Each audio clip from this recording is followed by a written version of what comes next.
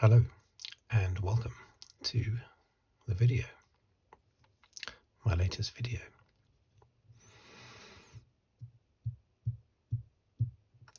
As the title suggests, this is me passing a few comments on the recent Amazon TV series, The Rings of Power, set in Tolkien's Middle-earth, basically. A little bit late. I think the series finished a few months ago, didn't it? A couple of months ago. But better late than never. I recently did a different Lord of the Rings video on some postcards and thought about doing this one. Plus I had a few suggestions to do this video, so I thought I would, because I have a lot to say. Some of it has already been said. Joining me for this little, don't want to call it a rant, because there are some positive things about the Rings of Power, but joining me for this commentary, shall we call it, is my good friend and yours, Mr. Moria Orc.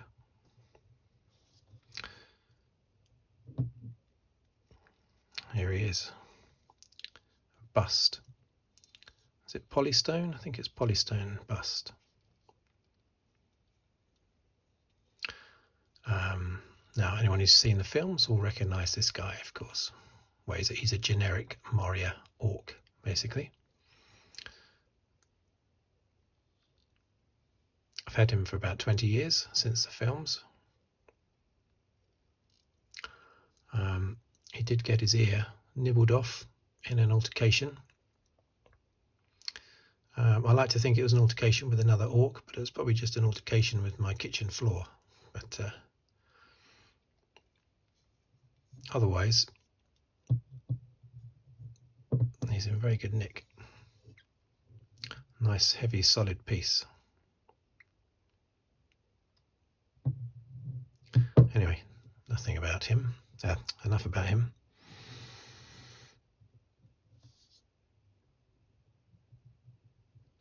Okay, that's a good position. Okay, so let's just dive in, shall we? Now, a little bit of background first about me. I first read The Hobbit in 1982 when I was 11 years old. I only read it because it accompanied the Hobbit PC game, or the Hobbit, Sinclair ZX Spectrum 48K that I was bought that year for Christmas. And the game that I got was The Hobbit. I'd never heard of it before. And with The Hobbit, I was bought the book. And the game was instantly forgettable. It was rubbish, but of course the book was the book of all books. I've now read it numerous times since. The Hobbit, I've got about 5 or 6 editions of it just sitting on my bookcase. Same with the Lord of the Rings, which I read in 1983 when I was 12, or I started reading it, but it was heavy going, so I kept putting it down and picking up other books instead, and in the end it took me 2 years to finish it. But I've read it a number of times since. It is quite heavy going. There are long passages that seem to go on for hundreds of pages that are not tremendously interesting. But it's a very big book, of course, Lord of the Rings. 1,069 pages long. The basic story, not counting all the appendices on either side. But anyway, I'm a big fan of the books. So when the films came along, I should have been a difficult person to please. But instead I thought the films were fantastic. They encapsulated the scale and the look that was in my head about the books. They encapsulated it perfectly, I felt anyway. Just going by the opening battle, the Battle of the Pelennor Fields? Anyway, the big battle where they defeat Sauron, like 3,000 years before the start of the story of the Lord of the Rings. That the scale of that was fantastic. The arrows whistling past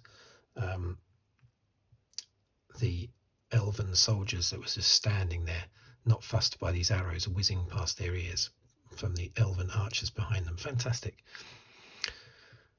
And then all raising their swords in a line, one after the other, synchronized as the orcs attacked. Fantastic. And that set the scene for all three films, basically, and then the Hobbit films afterwards as well. Big scale, big epic. Of course, the problem with the Hobbit films is that they had to be made in the same way as the Lord of the Rings films, otherwise people would have complained. But if you read the books, the Hobbit is very much more so like a child's book than the Lord of the Rings. I mean, I love the Hobbit, it's one of my favourite books, but it is simpler in its format. But of course, Peter Jackson couldn't make the Hobbit films simpler, because that would have upset everyone who enjoyed the film. So he had to make them just as tough and grown up, basically, as the Lord of the Rings films. And that upset some people who liked the sort of childlike manner of the Hobbit book. Didn't upset me, though. But anyway, along comes the Rings of Power. Now, I've been looking forward to it for a number of years. As soon as I found out that Amazon were going to do it, they bought the rights. It was going to be the most expensive TV series ever made, even beating Game of Thrones. And I was expecting big things, but I was at the same time worried. Even more so when I found out that they didn't have the rights to the First Age, because I thought, if you're going to do Tolkien's world, you have to do the First Age. That's where it all happens. Everything after that is minor. In the First Age, you've got Melkor, otherwise known as Morgoth, who is Sauron's boss, basically. Sauron is just described as his lieutenant, or lieutenant if you're in America. And the big epic battles that they have in that, like the Fall of Gondolin, there are hundreds of dragons and thousands of Balrogs, not just one, thousands of Balrogs and hundreds of thousands of orcs fighting thousands of elves, and it's epic, fantastic. And one of the people to escape the Fall of Gondolin is a 7-year-old child. I think he's 7, and that child is Erendil, who would become the father of Elrond and Elros, who would be the first king of Numenor. And of course, everyone knows Elrond from the Lord of the Rings. The First Age could have covered the 7 sons of Fëanor, Madros, Maglor, Carúfin, Caranthir, Amrod, Amras, Celegorm, and their fight to try and recapture the Silmarils from Morgoth. I mean, there are so many fantastic things that happened, but they couldn't get the rights. Amazon couldn't get the rights to the First Age. You've got the story of Beren, of course, and Tinuviel.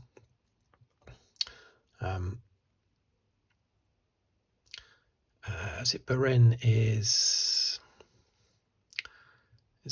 that's attacked by Sauron, I believe, isn't he? And Beren has a huge dog called Huan helping him, and Huan fights Sauron, who turns himself into a serpent and then into a dragon and then into a giant werewolf trying to fight Huan. So you've got Sauron constantly changing shape and everything, fighting Huan, this big dog. In the end, he's defeated, but they don't kill Sauron, and he turns into a bat and flies away. It's all amazing, fantastic stuff. It's touched on actually in the Rings of Power with Finrod, Galadriel's brother. Now, the reference is just made to Finrod dying. But they don't say how. he dies because he fights a giant werewolf sent to kill him and his companions and Beren. And Finrod manages to defeat this giant werewolf, but in the process dies himself. That would be a great thing to have on screen, wouldn't it? But unfortunately, all that first age stuff, none of it happens because Amazon couldn't get the rights. That's fair enough. That's not their fault that they couldn't get the rights. But if I was them, I'd have thought, right, that's it. We can't do it. If we can't do the first age, we're not going to do anything. But no, they went ahead with it, even though they didn't have the whole of the second age. They could only, I think, cherry pick things from the appendices in the Lord of the Rings, something like that. Heavily restricted access to the second age. And there were whole characters that they weren't allowed to make reference to. I mean, there were so many restrictions. You consider how much they paid for the rights, and yet there were so many restrictions. Let's make sure it's in focus.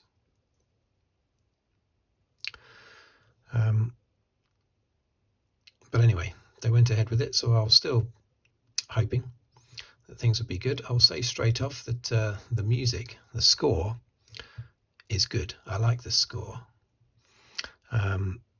That's one of the big positives from it. Good, powerful stuff. Similar to what what's that guy's name? Was it Horner? Was it who did the Lord of the Rings? Who did the Lord of the Rings music? Can't remember now. But anyway, very similar. Not similar as in ripped off, but just similar quality. Khazad-dûm, the music there is good. The music for Galadriel fits, I think. The music for Sauron fits. Yeah, all very good. Ooh. I'm going to do the pros first, actually. So, yeah, I like the score. That was good. I liked, at the beginning, Sauron's stronghold that Galadriel visits. I love the mood in that place. They go to... she stumble across Sauron's work desk or something, and there's like a hammer and an anvil there or something, and it's like they're haunted, and it's very moody, and I love that atmosphere. And the troll, of course, was great. I loved all that. Gil-galad, I thought Gil-galad came across quite imperious. He was the leader of the Noldorin elves at the time. He was the high elf, top guy in Middle Earth, top elf in Middle Earth, basically. I thought he was played well. Elrond, played by Robert Aramayo. Is that how you pronounce it? I'm not sure. Good performance. I liked his relationship with Durin. So it's Prince Durin. I suppose Durin the Fourth. I mean, his dad is still King Durin the Third, isn't he? But anyway, Owain Arthur, who plays the person who would become Durin the Fourth, the dwarf. Well played again. I thought he was well played. I thought his wife was well played. We've never seen a dwarven woman before, so you can't really compare that to anything in the films. I thought particularly so that Peter Mullin was very good as Durin the Third. Elrond's Durin's dad. That Durin. I thought he was fantastic as like a grumpy dwarven king.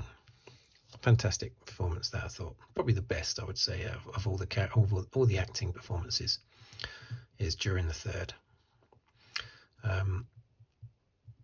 I liked the three women that were looking for Sauron towards the end in those last. I thought they were powerful and creepy. Whatever they were, I don't know what they were supposed to be. They were following the wrong person, though, weren't they? As I think the makers of Amazon wanted everyone to do. Everyone wanted you to think that the sort of Gandalf type character was Sauron, but everyone seemed to guess. From what I saw online, everyone seemed to guess correctly who Sauron was. I don't know why. I don't know why everyone was able to guess that so easily. I mean, in the Second Age, Sauron is, a pretty boy, basically, because he can change his shape and he makes himself look like a pretty boy to try and coerce people into things. But still, I'm very surprised that Everyone seemed to guess that. Galadriel. Galadriel. See,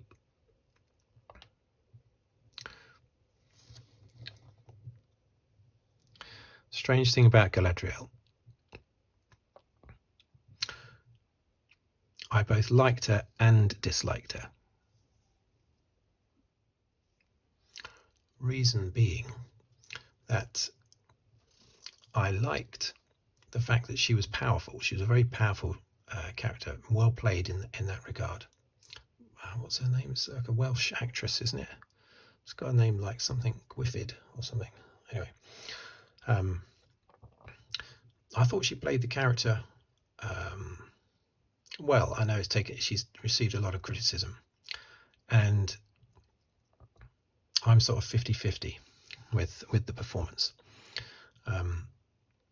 She was very, very powerful, the way she came across, despite being a slight woman, if you like. She comes across well, just like the Galadriel played by, is it Cate Blanchett in Lord of the Rings? You can see the power under the surface. But the problem is she was way too aggressive. Way too aggressive. She was vicious. The Galadriel in the films, you can see all the power there. It's sort of under the surface a little bit. Occasionally she will show it, and yes, she did have that fight in the Hobbit films with Saruman and Gandalf and Elrond. They all got together and had a bit of a Barney with the ring race, didn't they? But that was made up by Peter Jackson for a bit of fun. I don't have a problem with that. But by and large, the Galadriel in the films, you can see the power, but you can also see that she's nice and she's not aggressive and nasty. But the Galadriel here, and in the books, Galadriel is not really referred to much at all. You're aware she's there. Her existence is made clear in the Silmarillion. But she doesn't do a lot, it has to be said. She's certainly not aggressive and vicious, and this one, played by in the Rings of Power, was too aggressive, in my opinion, too vicious, and too obsessed with trying to find Sauron, which is totally made up. There's none of that at all in the Silmarillion, or in any other stories that I've read. Because there are loads of books that you can read. Unfinished Tales, for instance. I think there's a Book of Lost Tales 1, the Book of Lost Tales 2, Unfinished Tales. The Silmarillion is the main one. Of course, there's just been that new book released about the fall of Numenor, which I haven't read yet. I've bought it. I haven't read it yet, but that expands upon the small, not chapter really, it's like an appendix at the end of the Silmarillion that's about the fall of Numenor. And it touches on the fall of Numenor, but it's covered properly in this new book that's just come out, which has been written, or he says edited, because he says Tolkien wrote it, edited by Brian Sibley, who is the guy that did the BBC One, not BBC One, Radio One dramatisation of The Lord of the Rings, the 13-part radio dramatisation of The Lord of the Rings in 1981, which I taped off the radio in 1987, and I've still got it. But yeah, he did that. He produced that or wrote it or whatever, and he's done this book.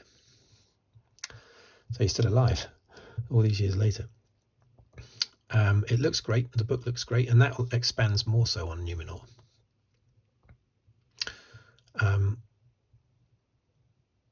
But yeah, what was I saying? I was talking about Galadriel, wasn't I, basically? So I'm 50-50 on Galadriel. I think she's portrayed as powerful, which is good, but she's portrayed as viciously aggressive, which is bad, and too obsessed, because she's not obsessed with Sauron in the books at all. They've sort of made that up, this sort of vendetta she has against Sauron. I'll come to my main problem with the Rings of Power in a moment, but I'll just chop through the lesser issues I have. The orcs. Why are they all wearing white? Hopefully it's not some kind of political correctness, because certainly no black people I know would be offended by the orcs dressed in black. It's just a bit ridiculous. I don't know why, but you don't really see their faces that much, because they've got these sort of hoodies covering their faces. Unlike in the films, where Weta Workshop were happy to show all their fantastic makeup for the orcs, really close up, zoomed in shots of the faces, just like this guy. But here you hardly see their faces at all. Is that to save on makeup? And their costumes. Why are they all wearing white? I mean, it's sort of off-white, muddy off-white, but still, it's white. I don't understand that. I just hope it's not political correctness, but I can't see any other reason. The timeline, of course, it's all messed up and chopped around with. Because they didn't have the rights to so much stuff. They've had to cherry pick things and stick things here and stick things there. I mean, Sauron. When's he going to Numenor, for instance? He's supposed to be. He had become like this. He had escaped the destruction of his god Melkor by the other gods and elves and men at the end of the First Age, when Beleriand was basically destroyed, because none of that took place in Middle-earth. It all took place in land further west called Beleriand, but that was all destroyed and sunk, basically all of that land. But Sauron reappears in Middle-earth and sort of sets up a stronghold. I think at that stage he sets up Mordor. Then he gets captured and sent back to Numenor. Gets captured by the Numenorians. Ar-Pharazôn in the books, Pharazôn in the Rings of Power. Now, hopefully that will happen in the next series. Hopefully Sauron will be captured by a raiding party from Numenor and taken back to there, because that's what he's supposed to be. He's supposed to be a prisoner who gradually, using guile and charm, he manages to turn from being a prisoner in Numenor to being the king's right-hand man, and he manages to corrupt the king and those around him. Hopefully that will come out in the next series, but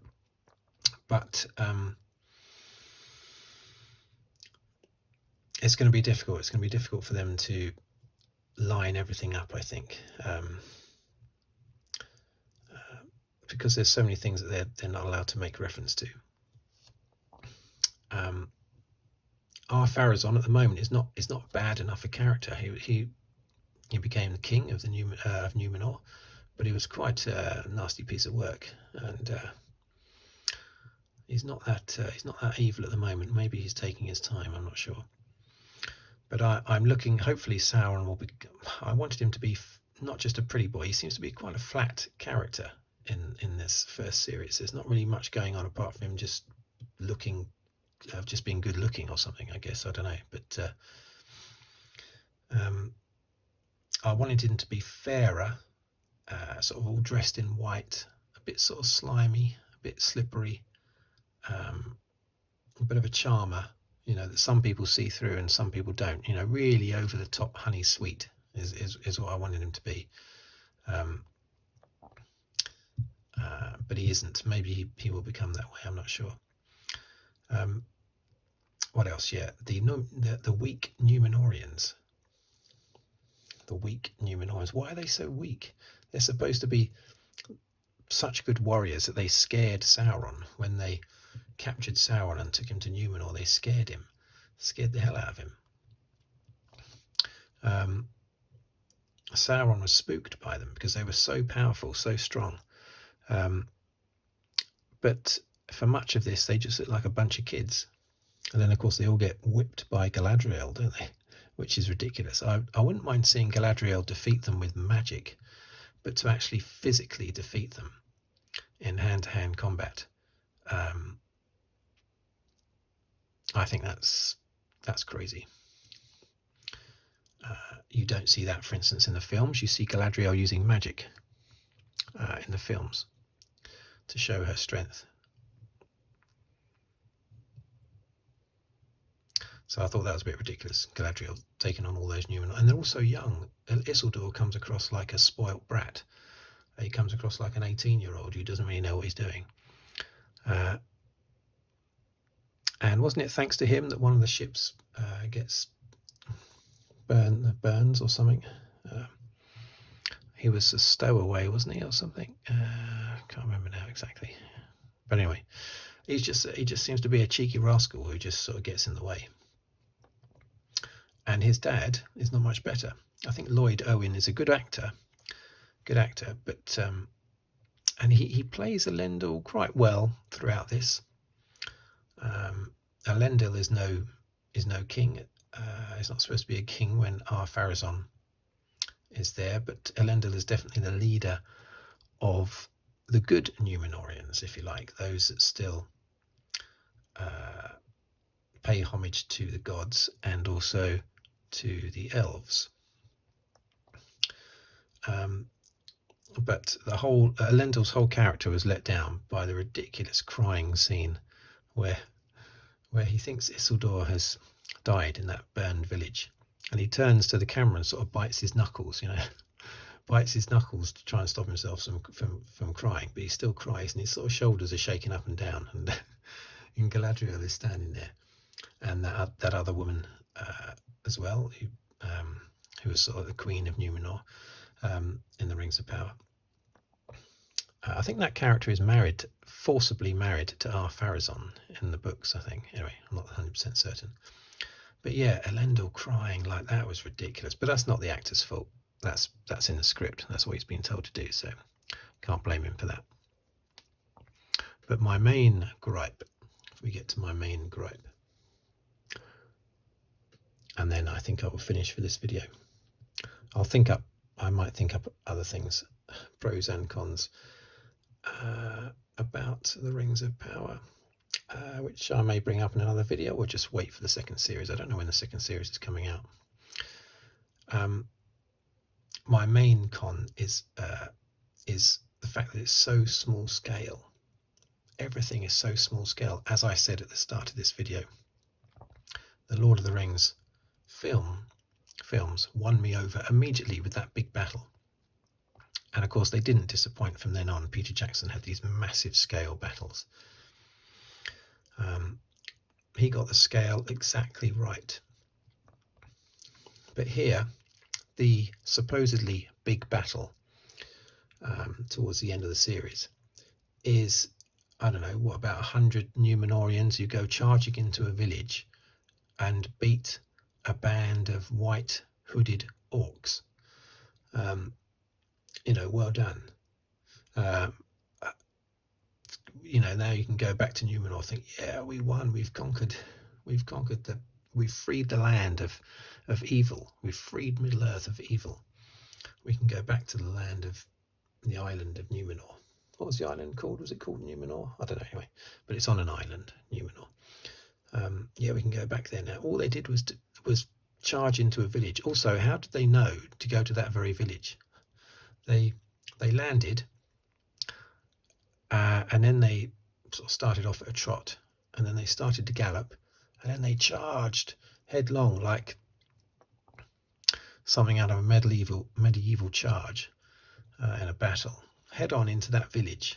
How did they know to go to that village? Who had they been in contact with that told them that, there's some orcs there in that village? You need to go and rescue the people that are there. And it was just so small scale. It was like a scrap. Two gangs scrapping. Oh dear. You compare that to any battle that you've seen in Peter Jackson's Lord of the Rings. You compare that scale. That was nothing. when the Numenorians whenever they went to Middle Earth, they went in a huge fleet, not just 2 ships. And where were all the horses? They had 2 ships, and they had supposedly 500 men. Well, 500 men on 3 ships, wasn't it? So did they put those 500 men on 2 ships in the end? But every man seemed to have a horse, so they had to try and get all those horses on those ships as well. There's a lot of poetic license here, which I think is tricky. You can't really do that with Tolkien. You have to get the things right that you have to get right, and then you can play fast and loose with some things. That's what Peter Jackson did. He didn't follow it exactly, didn't follow the books exactly, but he knew what things he had to follow exactly and what things he could play around with a little bit and make up his own stuff. But I don't think the makers here for Amazon have managed to work that out. Big thing to do with Tolkien's world is massive battles. There are massive battles all the way through the Silmarillion, from the First Age for, I don't know however long it is, 10,000 years I think, up to the time of the Lord of the Rings. Big massive battles, not little skirmishes. And then they end up losing anyway, don't they? The surviving Numenorians end up walking back away from the village with their faces covered in sort of white ash, which absolutely just looks comical, ridiculous. But anyway, there you go. So that's my main gripe. How everything is such small scale. I think I could probably cope with everything else that I don't like, but not that. So there you have it. That is my little rant. As I say, there are probably, once I finish the video, I'll probably think of things, some pros and some cons, but I think that's where I'll leave it for now. And thank you for watching. Thank you for listening. If you'd like to leave a comment, please do. Tell me what you thought of the Rings of Power. If you'd like to subscribe, please do so. And like the video if you like the video. And I will see you on the very next video. Thank you very much.